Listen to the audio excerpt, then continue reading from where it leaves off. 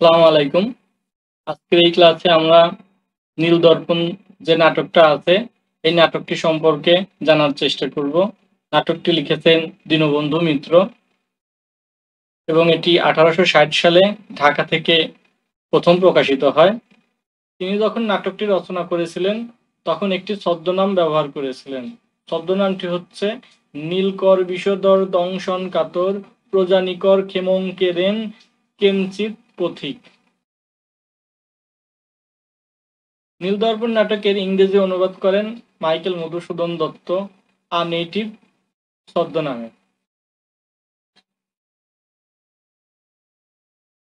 পরবর্তীতে বেভারেল্ড James long 1861 সালে নীলদর্পণ বা দ্য ইন্ডিগো প্ল্যান্টিং মিরন নামে ইংরেজিতে অনুবাদ করেন। এই ইংরেজি অনুবাদটি প্রকাশিত হওয়ার সাথে সাথেই ভারতবর্ষে যেমন আনন্দ ঘন অবস্থার সৃষ্টি হয়, ঠিক তেমনি ইংরেজদের কাছে ততটাই ঘৃণিত হয়। এই নাটকের যে চরিত্রসমূহ, সেই চরিত্রগুলোর মধ্যে আছে গোলক মাধব। ইনি একজন সম্ভ্রান্ত কৃষক।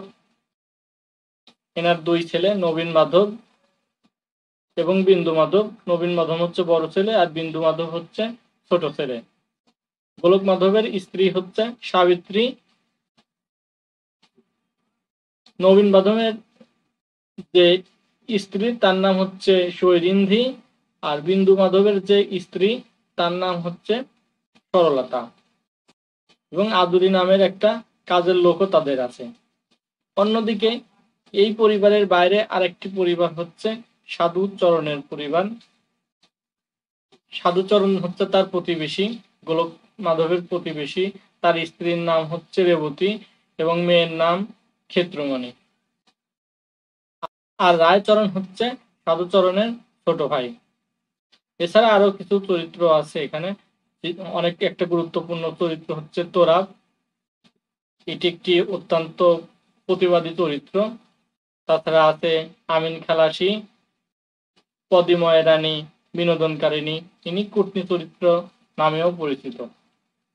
আর নীলকরদের পক্ষে আছে আই আই উড, যিনি হচ্ছে প্রধান নীলকর।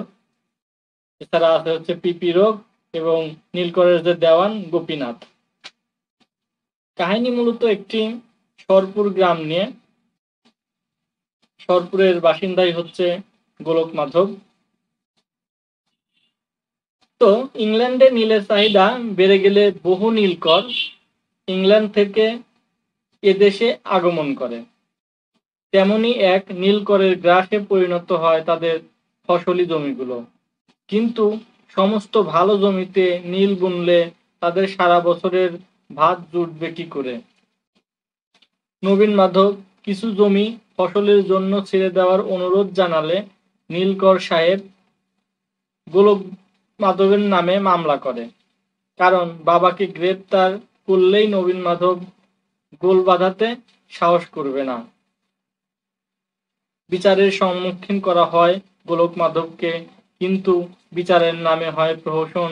শেষ পর্যন্ত লজ্জা আর বঞ্চনা মাথায় নিয়ে কারাগারেই মৃত্যুবরণ করে গোলক মাধব। ওদিকে বিবাহিত ক্ষেত্রমণির উপর লোলুপ দৃষ্টি পড়ে নীলকর সাহেবের। জোর করে কুঠিতে তুলে নেয় তাকে। সতীত্ব নাশের চেষ্টাকালে নবীন মাধব কয়েকজন অনুগত প্রজাকে নিয়ে ক্ষেত্রমণিকে উদ্ধার করে, কিন্তু তারপরও সাহেবের লাঠির আঘাতে সন্তান সম্ভাব্য ক্ষেত্রমণির অবস্থা ক্রমশই খারাপের দিকে যেতে থাকে।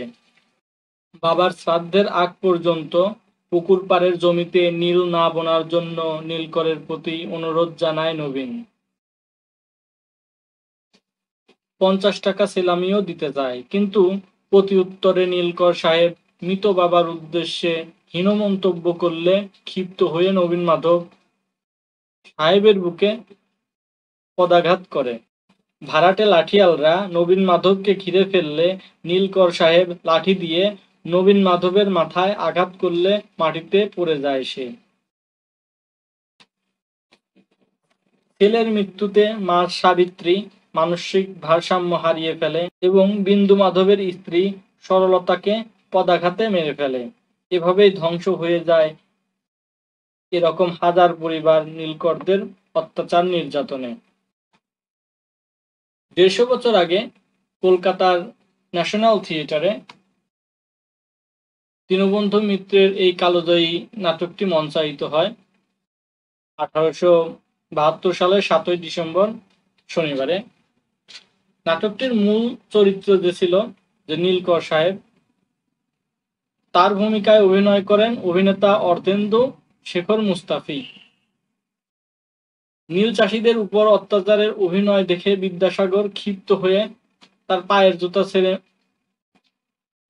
পায়ের জুতা ছুঁড়ে মেরেছিলেন অর্ধেন্দুর গায়ে। তিনিও তার অভিনয়ের পুরস্কার হিসেবে সেই জুতোকে তুলে নিয়েছিলেন স্মারক হিসাবে।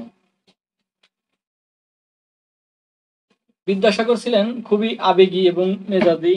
তিনি এই যে নীলকর সাহেবদের যে অত্যাচার, সেই অত্যাচারের প্রতি এতই ক্ষিপ্ত হয়েছিলেন যে তিনি তার পায়ের জুতা খুলে অভিনেতা অর্ধেন্দু শেখরকে ছুঁড়ে মারেন। এই নাটকটির ইংরেজি অনুবাদটি প্রকাশিত হওয়ার পর ইংল্যান্ডের পার্লামেন্টে প্রেরিত হয় এবং দেশে বিদেশে ব্যাপকভাবে আন্দোলন শুরু হয়। এর ফলে তৎকালীন ব্রিটিশ সরকার ইন্দিগো কমিশন বা নীল কমিশন বসাতে বাধ্য হন। সব ইংরেজরাই যে খারাপ ছিল এমন না, কিছু কিছু ইংরেজ ছিল যারা মানবিকও ছিলেন। বঙ্কিমচন্দ্র চট্টোপাধ্যায় পরবর্তীকালে এই নীলদর্পণ নাটককে আঙ্কেল টমস কেবিন গ্রন্থের সাথে তুলনা করেছেন। আঙ্কেল টমস কেবিন গ্রন্থটি রচনা করেছেন হ্যারিয়েট বিচার। আঙ্কেল টমস কেবিনে শ্বেতাঙ্গরা যেভাবে কৃষ্ণাঙ্গদের উপর অন্যায় অত্যাচার নির্যাতন চালায়, ঠিক তেমনি এই ভারতবর্ষেও নীলকররা এদেশের কৃষকদের উপর অন্যায় অত্যাচার নির্যাতন করে। নাটকটির প্রধান বিষয় হচ্ছে যে এদেশের বা ভারতবর্ষের যে কৃষক ও ভদ্রলোক শ্রেণী আছে তাদের উপর নীলকর সাহেবদের অত্যাচারের কাহিনী। নাটকটি মূলত বাংলাদেশের যে যশোরের নীলকর সাহেব ছিল, তারা এই নদিয়া অঞ্চলে যারা কৃষক ছিল তাদেরকে অন্যায় অত্যাচার করত, সেই কাহিনী তুলে ধরা হয়েছে। এখানে নদী অঞ্চলের মধ্যে ছিল মেহেরপুর অঞ্চলটি। তাই বলা হয় যে বারাভাতে ছাই ধরেছে নীলের দমে আর রক্ষা নাই। নাটকটির নাম নীল দর্পণ হওয়ার অন্যতম কারণ হচ্ছে যে দর্পণ অর্থ আয়না, আয়নাতে যেমন প্রতিবিম্ব দেখা যায়, ঠিক তেমনি এই নীল দর্পণ নাটকে নীলকরদের যে অত্যাচারের চিত্র সেটাই দেখানো হয়েছে। ধন্যবাদ সবাইকে।